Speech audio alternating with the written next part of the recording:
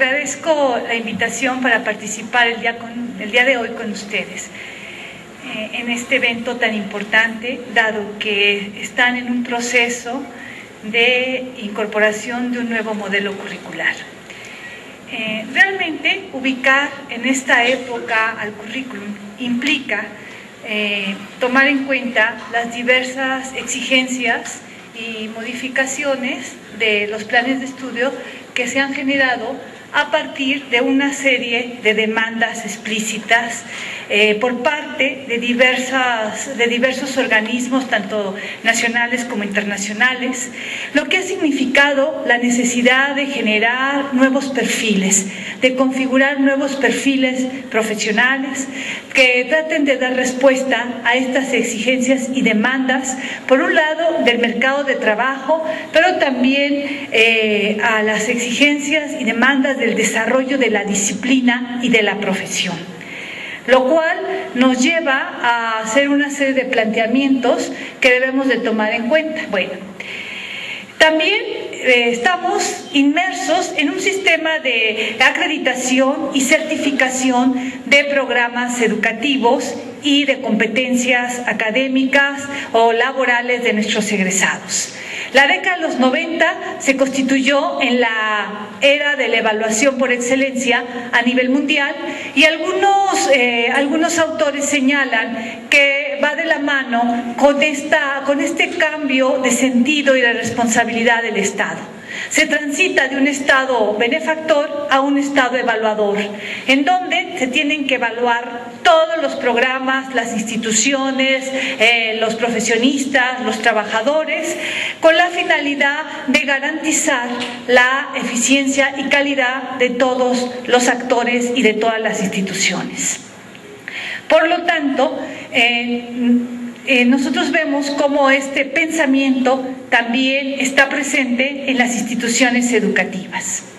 Ahora, yo les hablaba también de este debate de la formación de profesionales en función de los requerimientos de la globalización, y ahí viene un gran debate. ¿Por qué? Porque o nos acercamos más a estas necesidades de la globalización o nos preguntamos también qué requiere nuestro país, qué requiere nuestra región, qué requiere nuestra zona. ¿Sí? No es solamente responder a estas exigencias, sino qué tipo de país queremos nosotros también formar y cómo estamos contribuyendo a ese ideal de país que se ha diluido ante estas exigencias y demandas. ¿Y cuáles son las finalidades educativas, culturales, económicas, políticas e ideológicas de los establecimientos escolares? Ya lo hemos visto, estamos muy preocupados por garantizar esta calidad de la educación, pero realmente contamos con los recursos, tenemos los elementos, y cómo podemos recuperar nuestras tradiciones culturales y también nuestra práctica como docentes para poder en este momento incorporarnos a estas nuevas demandas. Es decir, hay que recuperar nuestra historia o la historicidad de nuestros procesos y de nuestra formación para incorporarnos y dar respuesta a estas nuevas exigencias. Si no, pareciera que por generación espontánea tenemos un modelo y ahora aparece otro modelo y entonces la continuidad en este proceso está llena también de rupturas, pero de rupturas a partir de nuestra propia historia como profesores y como académicos y como profesionistas, ¿sí? Por otro lado, encontramos una serie de propuestas innovadoras en donde esta concepción de innovación está asociado con el diseño y aplicación de nuevos modelos curriculares y con la puesta en marcha de nuevos prototipos y estrategias de enseñanza y de aprendizaje. Y realmente, ¿cuál es la intención? Atender a las demandas que debe afrontar la educación en una sociedad globalizada. En este sentido, encontramos dos modelos propuestos en el marco de las innovaciones curriculares de la época. Encontramos una serie de modelos, es decir, desde el modelo por tutorías, la flexibilidad curricular, encontramos el aprendizaje basado en problemas, encontramos una serie de combinaciones, se recupera todavía el sistema de enseñanza modular. Sin embargo, los dos proyectos que en este momento han tenido un gran impacto tanto en educación básica, en educación media y en educación superior, ha sido el basado en el constructivismo psicopedagógico y educación basada en competencias, lo cual solamente ustedes ya han trabajado más el constructivismo psicopedagógico, pero me interesa recuperarlo, dado que es donde se ha puesto mayor énfasis y en donde hay principios. Yo creo que el hablar desde el constructivismo psicopedagógico es retomar algunos principios, algunos planteamientos generales que tienen que ser ubicados en un contexto, en una institución educativa, porque si no pareciera que otra vez nos vuelven a decir, el profesor debe de elegir tales estrategias, el alumno debe de trabajar con tales estrategias de aprendizaje, y el deber ser es lo que realmente desde el discurso pedagógico siempre nos está normando nuestras prácticas, y no lo vemos solamente como una herramienta que puede orientar nuestra práctica, ¿sí? Y que puede darnos pistas, que pueden darnos luz, pero en el fondo, como profesores tenemos que reestructurar, recuperar, elaborar esta información para orientar nuestro trabajo en el aula. ¿Qué otro elemento se tiene que recuperar? El proceso de construcción. Construcción elaborada en forma activa por parte de los alumnos, cuando ellos hacen intervenir sus conocimientos previos, intereses, actitudes, expectativas y motivaciones. Tampoco es novedoso. Esto se planteaba ya desde la década de los 60 con Auswell, cuando hablaba del aprendizaje significativo y cuando nos decían que para que hubiese un aprendizaje significativo se requería que hubiese una relación no arbitraria sino sustancial entre la estructura cognitiva del alumno y el contenido lógico con el cual íbamos a trabajar.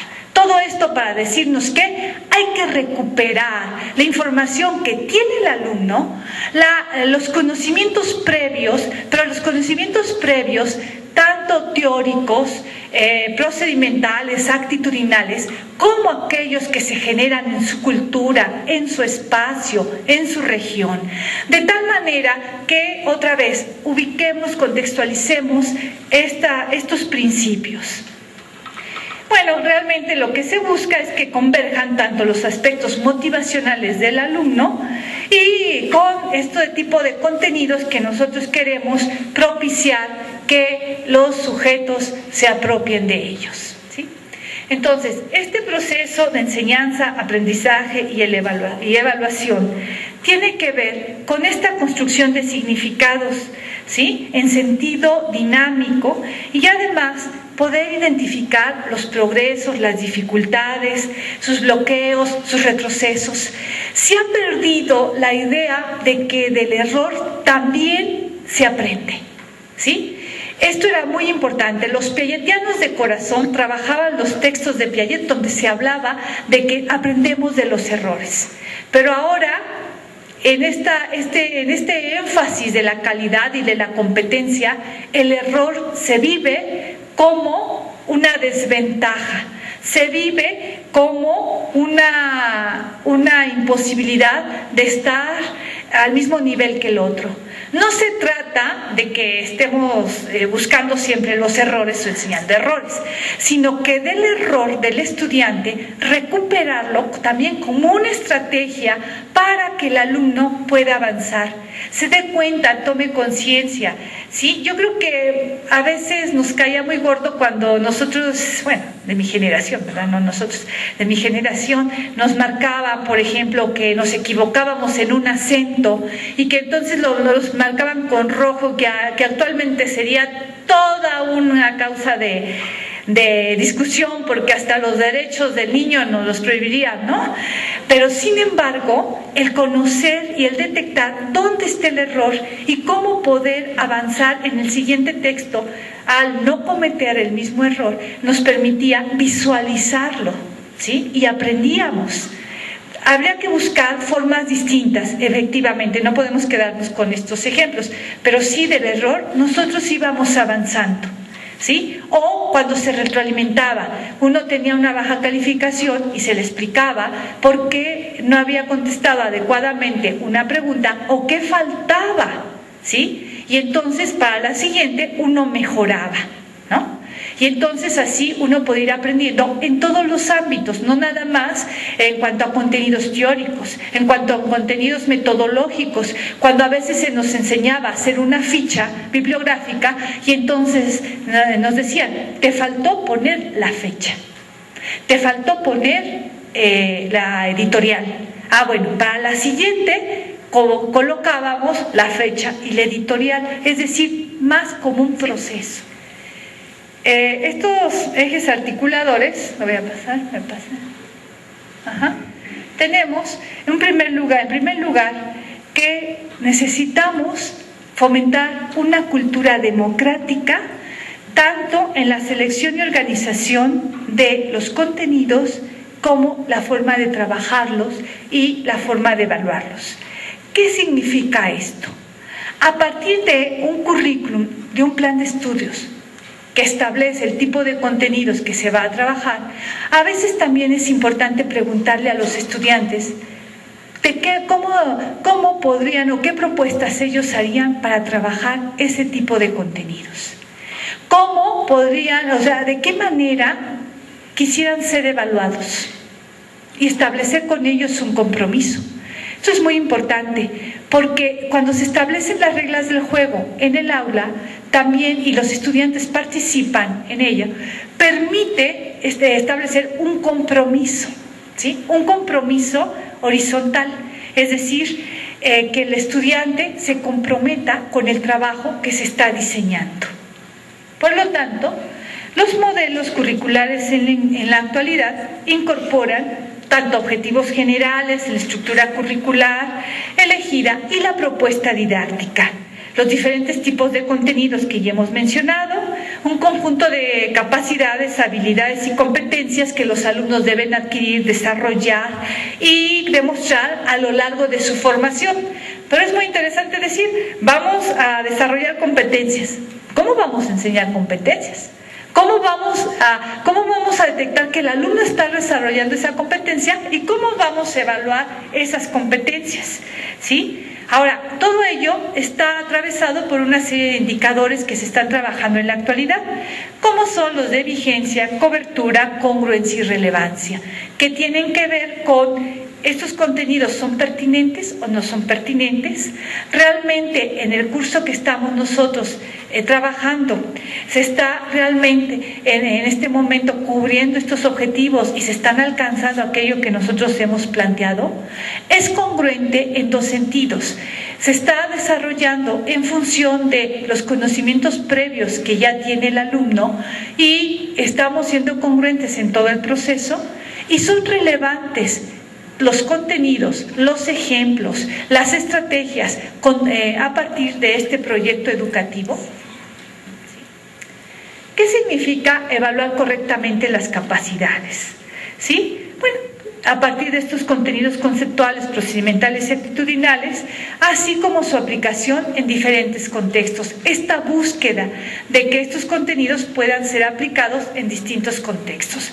Creo que esto ha sido una de los problemas que hemos tenido en nuestras evaluaciones de PISA y en las distintas evaluaciones, cuando se hace mayor énfasis en los procesos de memorización y menos en los procesos de aplicación, ¿no? Entonces, a nuestros estudiantes les hemos enseñado y han ellos aprendido a aplicar, a responder pruebas o a responder evaluaciones de manera memorística y no en aplicación, no han aplicado estos conocimientos en contextos específicos.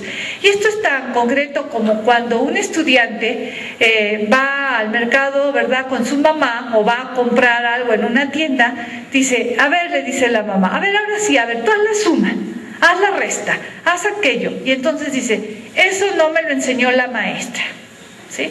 El alumno siempre piensa en función de la escuela y no en función de esta aplicación en los contextos específicos de la vida cotidiana. ¿Sí? Los criterios de evaluación se orientan hacia la evaluación formativa, es decir, el énfasis en la evaluación como proceso está dado en la evaluación formativa, que en nuestro país se adaptó a la evaluación, ¿cómo se llaman? Las evaluaciones mensuales, ¿no? Pero la evaluación formativa no implica evaluaciones mensuales. La evaluación formativa, desde sus autores, sí, desde su autor, realmente hablaba de evaluar el proceso. ¿Sí? Planteaba que era importante evaluar el proceso. Si el alumno está alcanzando el objetivo, si el alumno realmente está adquiriendo ciertas habilidades, si el alumno se está dando cuenta del proceso y no de la calificación. ¿Sí? Nada más que la reforma educativa de la década de los 70 se hizo esta similitud. Evaluación formativa con exámenes parciales, ¿sí? O sea, a esa evaluación cualitativa se le asignó un número y entonces ya todo el mundo habla por momentos de evaluación formativa como exámenes parciales, ¿no? Dista mucho esta perspectiva. Realmente lo que hace énfasis, se ha hecho énfasis las competencias es en la evaluación y realmente nosotros tenemos que partir de estos criterios, digamos, se ha partido. Sobre todo porque la competencia tiene que ser demostrada. Sin embargo, hay algunas precisiones. Las competencias no pueden ser medidas a priori, independientemente de un contexto específico, es decir, tienen que ser contextualizadas. ¿Sí? Decir que vamos a enseñar competencias para X o Y, ¿qué será?, profesión o actividad específica, sería como pensar en que las competencias son generalizadas. No, hay competencias básicas que han manejado, que todos tenemos, las competencias de la lectura, de la escritura, en fin, dependiendo incluso de la perspectiva en la cual ubiquemos las competencias cognitivas o las competencias académicas o las competencias culturales. Sin embargo, todas ellas tienen que ser contextualizadas, ¿no? Ahora, un principio, la competencia no es estática, la competencia se desarrolla. Y entonces evaluamos la competencia que el alumno ha desarrollado en un curso y que puede seguir desarrollando en los otros cursos. Esto es muy importante, porque si no se piensa que la competencia se adquiere y es para toda la vida. Pues no, la competencia que un estudiante adquiere en determinado momento puede ser perfeccionada a lo largo de su formación. ¿Sí? De ahí que no pensemos también el desarrollo de competencias como algo estático. ¿Sí? Por lo tanto, para una evaluación efectiva de las competencias profesionales, en este caso, hay que tomar en cuenta criterios de transparencia, confiabilidad y validez. Es decir, la evaluación tiene que ser transparente. Ese es un principio didáctico, no solamente es un principio actualmente de rendición de cuentas. ¿Qué significa? Hay que tener claro qué es lo que queremos que el alumno aprenda, qué es lo que queremos que el alumno desarrolle, qué es lo que queremos que el alumno demuestre. Y esto tiene que establecerse desde un principio. El estudiante debe de saber qué es lo que se le está pidiendo que demuestre, y además bajo qué criterios su demostración va a ser evaluada. ¿Sí? Debe de ser en este caso confiable. No podemos decir, bueno, pues ahora se me ocurre que como no lo pudiste hacer bien, tienes que hacer otra cosa. Tienes que negociarlo con el estudiante. ¿Sí? Y un grado de validez no es que ahora hazte un trabajito y ya veo si sabes escribir o si sabes manejar una computadora, ¿no? Es decir, necesitamos estos principios para que haya credibilidad en la evaluación, tanto por parte de los estudiantes como por parte de los profesores. ¿Sí? Los resultados tienen que ser cualitativamente similares. ¿Sí? De manera independiente del momento del profesor que lo realice. Esto es un principio de las competencias, ¿eh? Es decir, no es porque un profesor enseñe de tal o cual manera y entonces ya el estudiante va a aprender solamente con ese profesor estas competencias. No, las competencias, esto es un principio y a veces se vuelve muy complicado, porque independientemente de quien lo evalúe, el alumno tiene que demostrar que ha adquirido esa competencia y que esté en posibilidades de demostrarla. ¿Sí? Y finalmente, la valoración final será el juicio acerca del nivel de logro de la competencia del estudiante. ¿Desarrolló la competencia o todavía no ha logrado desarrollarla? Es decir, no es que ya desarrolló la competencia o no es competente. No es de resultados, es de proceso. Y si todavía no ha logrado desarrollarla, entonces necesitamos que el estudiante busque esta forma de desarrollarla. Pero esta búsqueda tiene que ir de la mano con el trabajo, con esta ayuda ajustada, con las estrategias que el docente debe de generar para trabajar con los estudiantes, ¿no? Entonces podemos decir que para que la evaluación cumpla con la finalidad y que logre una mejora en los estudiantes, es necesario que los resultados sean comunicados de la misma manera, traducidos en estrategias y posibilidades de desarrollo personal. De otra manera, solamente se vuelve como una calificación para acreditar, para promover, y entonces, si el estudiante no ha desarrollado esa competencia, ¿sí? ¿Por qué? Porque solamente ha tenido un logro X o Y, eso habría que determinarlo en función de esta noción de competencia. Entonces tendríamos que buscar las estrategias para que el alumno pueda desarrollarla. ¿Sí? Entonces, en esta perspectiva de la visión de la educación centrada en el estudiante, pues necesitamos reestructurar los planes de estudio, ir más allá del dominio solamente del contenido disciplinario, incorporar adquisición de habilidades, como es análisis crítico, pensamiento independiente, trabajo en equipo, competencias y valores, lo cual otra vez nos vuelve a meter o nos vuelve a poner en un reto, y en un reto realmente importante. ¿Cómo llevar a cabo un pensamiento crítico? Y otra vez empezamos a analizar y a discutir. ¿Qué es pensamiento crítico? Nosotros como docentes aprendimos o desarrollamos un pensamiento crítico. ¿Qué entendemos por pensamiento crítico, por pensamiento independiente? Y resulta que a veces, desde la estructura física del aula, ¿no? Desde la estructura física del aula, decimos, vamos a trabajar en equipo, pero las sillas están pegadas, ¿sí? No podemos moverlas. O decimos, vamos a trabajar en equipo, tenemos 50 minutos para dar una clase, y en esa clase tenemos que desarrollar en el alumno un sentido crítico, analítico, y hay que revisar los contenidos, los alumnos tienen que sacar conclusiones y no es suficiente el tiempo. Entonces hay que pensar también en la organización, ¿sí?, de los tiempos. O sea, en cuanto a hay criterios formales. Todas las instituciones educativas que trabajan bajo la perspectiva semestral deben de cumplir un número de horas, 16 semanas, mínimo 48 de horas al semestre, y entonces nos vamos a todos los criterios formales. Sin embargo, ¿cómo distribuir esas horas de tal manera que nos permita realmente promover el análisis crítico, el pensamiento independiente, que nos permita desarrollar valores, actitudes, ¿no? Entonces tenemos que esta evaluación, como parte de un todo, remite a la necesidad de transformar las prácticas académicas del docente, sus estrategias de enseñanza, de aprendizaje, incorporar nuevos ambientes de aprendizaje por medio de un currículum flexible y pertinente. Y por último, en lo que concierne a la institución escolar, ¿sí?, se tendrá que incrementar el número de horas en escenarios reales de trabajo y en diferentes ramas y sectores sociales.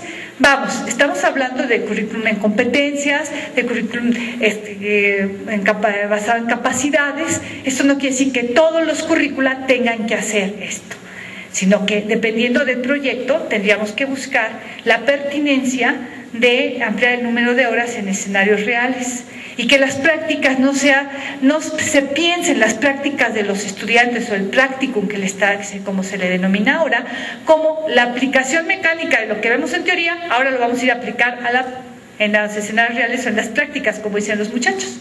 No, o sea, tienen que construirse un puente metodológico para que aquello que hemos aprendido en el aula, ¿sí?, cómo lo podemos nosotros trabajar en escenarios reales. O sea, ese puente no es solamente la aplicación. Si a mí me enseñaron que la clase se tenía que dar de esta manera, pero me encuentro con estudiantes que no me hacen caso, que están gritando o que no les interesa el tema, porque luego a veces pensamos que nuestra materia es la más bonita, la más importante y llegamos con muchas ganas y nuestros estudiantes no les interesa, ¿no? Entonces tenemos que buscar otras estrategias para que les interese, ¿no? Ahora, uno de los grandes retos es reconocer el desfase entre los tiempos del aula y los tiempos de los escenarios reales de trabajo. A veces queremos mandar a los estudiantes de ingeniería a las empresas o a la industria y resulta que a los empresarios y a los industriales pues no les interesa mucho que vayan los estudiantes porque hay procesos de producción que no pueden pararse o que no hay tiempo para que el alumno esté aprendiendo porque esto va en contra de la eficiencia, ¿no? Y también en determinado momento la educación es considerada como un medio para disminuir los costos de la adaptación última de los individuos en el ámbito laboral. O sea, esta es una perspectiva más de corte económico, sin embargo, nos enfrentamos a este reto también, ¿no? O sea, si bien la educación es considerada como un medio para disminuir los costos de adaptación en el ámbito laboral, sí, también es importante que la educación que se imparte en nuestras instituciones escolares tenga como fin último la formación de seres humanos, ¿no? No nada más una formación específica para incorporarse al mercado de trabajo. No lo dejamos de lado. Todos nos hemos formado en una institución educativa y nos hemos incorporado al mercado de trabajo. Y el énfasis no estuvo puesto exclusivamente en el mercado de trabajo. Se nos dio una visión amplia del mundo, de los contenidos, en fin, o sea, un sentido mucho más amplio y con un gran compromiso ético.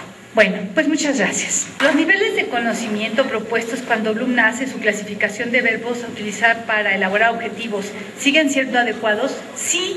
Lo que pasa es que Bloom es cognitivista, ¿sí?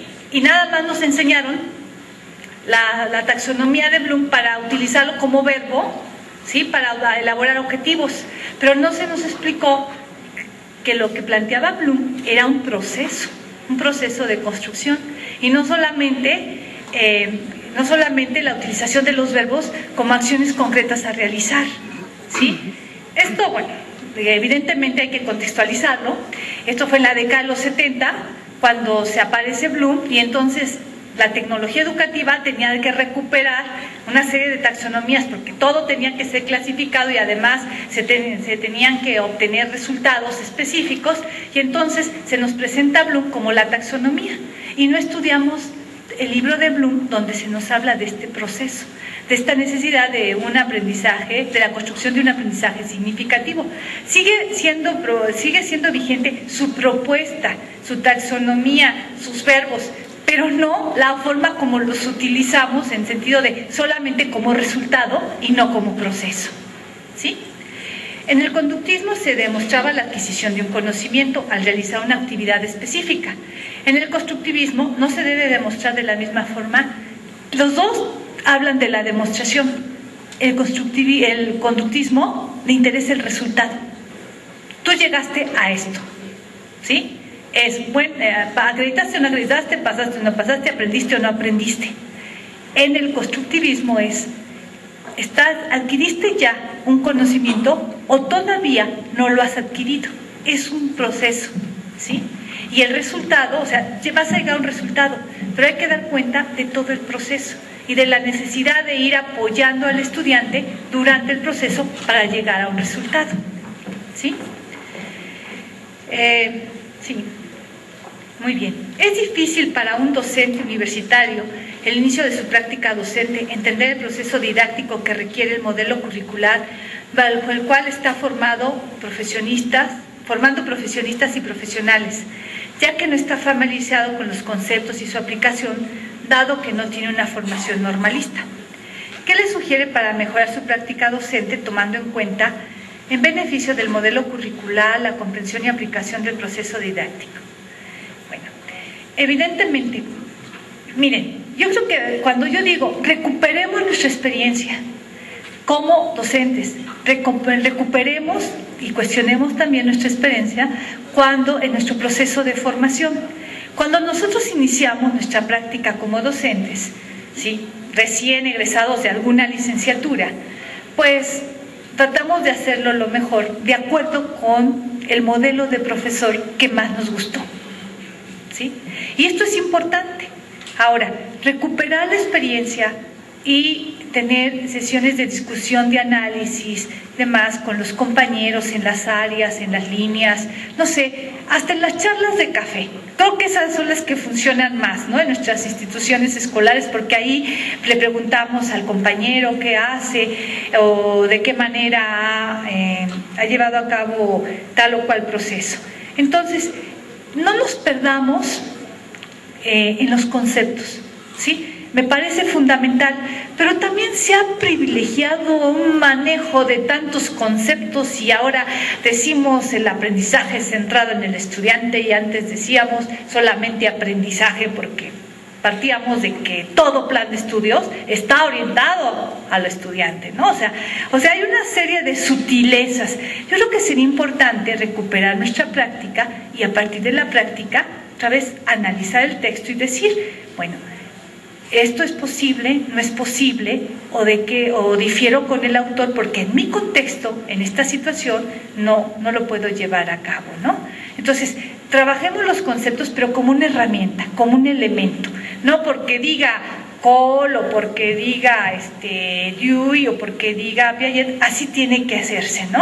O sea, es una herramienta, es una teoría que nos permite orientar nuestra práctica, pero no nos dice que así lo tenemos que hacer. ¿Cómo evitar que la subjetividad interfiera con los criterios de transparencia, confiabilidad y validez? O sea, este es un dilema en la evaluación, ¿sí? Si la evaluación es neutral. Evidentemente que ninguna evaluación es neutral en el sentido más amplio. Se pone en juego la subjetividad, ahora sí valga la redundancia, del sujeto, al elegir los instrumentos con los cuales se va a evaluar. El instrumento puede ser objetivo porque evalúa aquello que yo como sujeto determiné que quiero encontrar, que quiero evaluar. La elección de ese instrumento no es neutral, es subjetiva. El docente la elige. Subjetiva, no subjetivista. No es que me estoy imaginando que así debe de ser, ¿sí? Hay una elección del sujeto para evaluar aquello que está en juego, pero el instrumento, el profesor elige el instrumento, la estrategia, ¿sí? Pero hay una elección del sujeto, ¿sí? Y si hay subjetividad en ese sentido, pero podemos diseñar instrumentos, podemos diseñar estrategias que me den cuenta de aquello que yo quiero evaluar, identificar. ¿Hasta dónde el uso de ontologías ayuda para el desarrollo del pensamiento constructivista? La ontología por sí misma no ayuda, ¿no? ¿Cómo la utilizamos? ¿Cómo utilizamos el texto? ¿Sí? Y esto no es solamente desde el pensamiento constructivista. Todos aprendimos, ¿sí?, con profesores que buscaban algunas otras opciones y a pesar de que nuestros profesores nos dictaban, aprendíamos. Ahora, es una herramienta, la ontología es una herramienta, no es el fin en sí mismo, ¿no?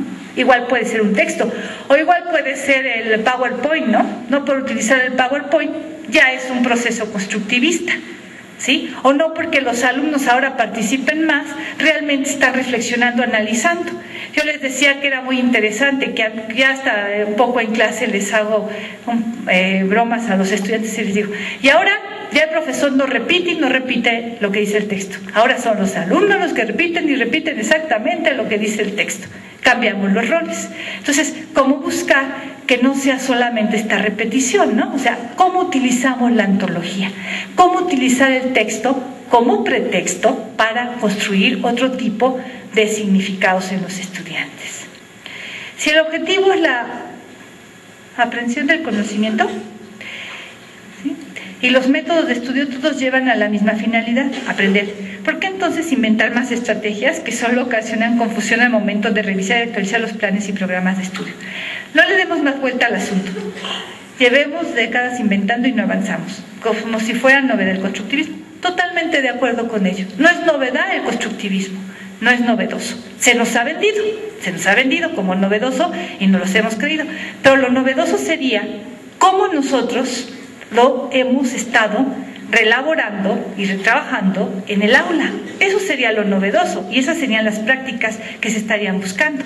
Los principios de que el estudiante no tiene que memorizar, bueno, ya hace muchos años que están en juego, pero realmente nosotros, la institución, el proyecto educativo, promueve otro tipo de aprendizajes, promueve otras prácticas de los estudiantes, promueve otras prácticas de los docentes, o de qué otra manera nosotros también tenemos resistencias, ¿sí? O sea, y es normal, o sea, si a mí me dicen que tengo que aprender en este momento a utilizar todos los paquetes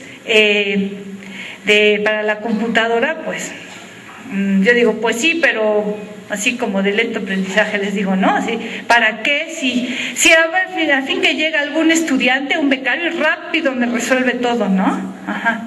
Por un lado, tengo que pensar cómo generar una estrategia para que yo le aprenda a manejar mucho más rápido, para que pueda comprender, pero también, o sea, me da miedo. Me da miedo porque luego de pronto desaparezco los archivos completos, ¿no? Porque de pronto, como ahorita, ¿no? Así con toda la pena le regresaba, le subía, le bajaba, ¿no? O sea, sin embargo, hay dos partes. Una, nuestras propias resistencias, y es normal. O sea, somos seres humanos, nos enfrentamos ante un mundo lleno de incertidumbres, ante los procesos de evaluación, todos esos procesos duraban 10, 15 años. Ahora cada 3 años, cada 4 años estamos siendo evaluados, estamos inmersos en esta globalización, se nos exige esta competitividad. Entonces estamos en una dinámica en donde no nos permiten elaborar y consolidar. Ahorita me recordé una caricatura de Mafalda, ¿no? Cuando Mafalda está jugando así, dice, padre del mundo que me quiero bajar, ¿no? O sea, de pronto esta situación aparece. O sea, ¿cómo que ahora competencias? ¿Cómo que ahora habilidades? ¿Cómo que ahora? Y todo lo que aprendí anteriormente ya no cuenta. ¿Cómo que ahora ya no es suficiente los estudios de licenciatura? ¿Cómo que ahora tengo que hacer maestría? ¿Cómo que ahora tengo que ser doctoral? ¿Cómo que ahora me exigen una estancia postdoctoral? ¿Y cómo que aparte tengo que ser docente, tengo que ser tutor? ¿Y cómo que aparte? ¿Y cómo que? O sea, a ver, paremos un poco la situación y ¿qué posibilidades reales tenemos? ¿Qué condiciones institucionales? ¿Qué condiciones en el aula? ¿Con qué recursos? ¿Qué más se nos está pidiendo? ¿Y qué podemos nosotros trabajar o con qué podemos trabajar, ¿no? Yo creo que ahí convergen esta necesidad de actualizarnos, pero también nuestros miedos que son válidos y son reales, ¿no? Y la otra es que si no le entramos, también nos quedamos y todas las implicaciones que ello tiene, ¿no? ¿Es posible desarrollar el aprendizaje en el alumno desarrollando un modelo de competencia con una carga académica de 6 grupos, llevar tesis y ser tutor académico? ¿Cuál es el óptimo número de grupos para desarrollar las capacidades, habilidades y destrezas de los alumnos? Miren, tenemos que generar estrategias para sobrevivir y desarrollar esto. No tengo respuesta concretamente. Sin embargo, les quiero decir que para mí ha sido muy interesante conocer otros sistemas educativos o escuchar hablar de estos sistemas educativos, escuchar que en Alemania se dan clases en auditorios, ¿sí? Y desarrollan competencias. Y entonces, ¿cómo le hacen, no? O sea, ¿cómo reparten los grupos? ¿Cómo trabajan? ¿Cómo hacen estas tutorías? Que la flexibilidad curricular en Inglaterra es fundamental y además los profesores son tutores y además, o sea, creo que tendríamos que buscar opciones, ¿sí? Evidentemente que planteado así la respuesta es no podemos hacer nada, ¿no? Pero tenemos que buscar opciones. ¿De qué manera podemos trabajar? Y qué pretensiones tenemos, cuáles son las intencionalidades, ¿no? Y yo creo que nosotros, llámense competencias, habilidades, capacidades, estamos trabajando con nuestros estudiantes y hay un trabajo comprometido y estamos desarrollando. Ahora, lo importante es saber qué estamos desarrollando en los estudiantes, ¿no? usted mostró la evidencia de que el profesor enseña, pero muestra más de lo que pretende enseñar. Por ejemplo, crítico, enseñando, comunicativo. Y un gusto por lo que hace o por lo que no hace, no sé. Por lo que no hace. Por lo que uno hace. Ajá. Enseñar, pero muestra. Sí, evidentemente. Nosotros en el aula, si ustedes reflexionan, si dirigen la tesis, no solamente estamos enseñándole al alumno a organizar el contenido, les estamos enseñando una disciplina para buscar la información, una disciplina para sentarse a trabajar. Pero eso, nosotros no nos percatamos de lo que estamos enseñando, ¿sí? Que se cumplan los horarios y que cumplamos, o sea, la escuela tiene otro sentido, la disciplina, el respeto. Y por ejemplo, el estar ahorita escuchándonos y el estar tratando de comunicarnos a través de esto, también implica una posibilidad de compartir, ¿no? Por el tiempo y por las circunstancias, bueno, a lo mejor sería otro foro, otra situación, un curso, no sé, pero sí, efectivamente, enseñamos más de lo que nosotros nos imaginamos. Y también a veces mostramos más defectos de los que nosotros nos imaginamos, ¿no? O sea, ubiquémonos en ese sentido. Si enseñamos más de lo que nosotros imaginamos, y a veces, no sé si a ustedes les ha tocado encontrarse estudiantes que dicen, yo recuerdo tanto, maestra, cuando usted dijo tal o cual frase y se me quedó tan grabada, y eso me ha permitido transitar en el mundo del trabajo. Y uno dice, y esto yo ni siquiera me había percatado de que para un alumno había sido importante, ¿no? ¿Cómo se puede conciliar la planeación por competencias que nació en un ámbito laboral y se refiere al saber hacer con una formación en valores que se relaciona más con el aprender a hacer? ¿Se puede ser competente en valores? Bueno, es que hay una serie de clasificaciones de competencias, ¿no? Creo que no se puede ser competente en valores. Creo que ahí, no sé, tendría que analizarlo más. Pero sabemos que hay competencias y sobre todo desde el aprender a hacer de la década de los 70 y desde del informe Delors, se habla de las competencias para la convivencia, ¿no? O sea, para poder compartir, para poder escucharnos, para poder convivir, para la no violencia, ¿no? Efectivamente, este sentido de competencia nos puso en crisis en la educación, pero nos puso en crisis porque por esta separación que se ha dado en muchos ámbitos. Sin embargo, es evidente que es necesario pensar en la convivencia y pensar en valores, y que de hecho siempre se ha trabajado, ¿no? O sea, desde la educación básica hasta la educación superior, a nosotros se nos formaron valores en la escuela, valores, X o Y valores.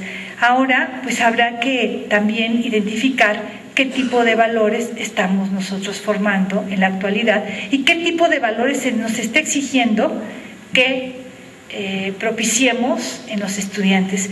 Pero en un estudio de Muñoz Izquierdo que a mí me pareció muy interesante, donde analizaba si la formación en la Universidad Iberoamericana había contribuido a la formación en valores distintos de los estudiantes, demostró que los valores se refuerzan, se consolidan en las aulas y que es un papel muy importante la escuela para orientar. Pero cuando nuestros estudiantes tienen otros valores, provienen de distintas culturas, se ponen en juego en el aula, pues ahí lo que él descubre es que solamente se refuerzan algunos valores, pero los estudiantes conservan sus valores a pesar de todos los esfuerzos que los profesores han hecho, ¿no? Entonces, esto es un tema también sujeto a debate, ¿no? Usted planteó que el evaluar en competencias no solo es